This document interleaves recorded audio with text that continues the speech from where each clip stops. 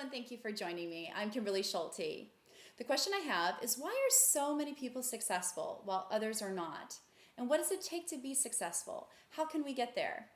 A beautiful law that we can follow and describes this really well is called the law of the farm.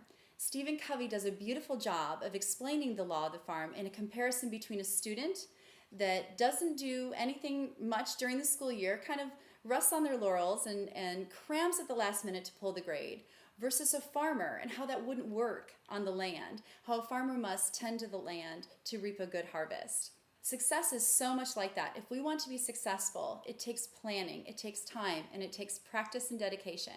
So first of all, let's look at the farmer. What does a farmer do for the law of the farm?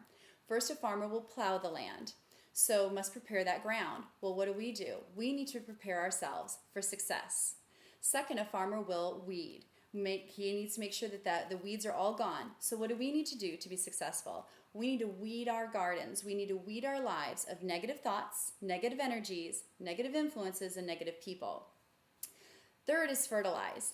The farmer has to fertilize the ground. We must fertilize ourselves with positive thoughts of abundance and making sure that we are all ready for our seeds to be sown. Fourth is sowing those seeds. So the farmer will sow those seeds at the right time. Can't be too early, can't be too late, and they have to be good quality seeds. So we must do the same. How do we sow seeds in our lives? Well, we gain the skills that we need. We educate ourselves. Maybe we get a coach. And we hold goals. We set goals and hold ourselves accountable and set a really good plan. So now the next thing is the farmer has to tend and protect that land, tending the land with watering it and protecting it from bugs and outside animals. How do we tend and protect our land? Well, in our minds, we must be able to protect ourselves from becoming pessimistic.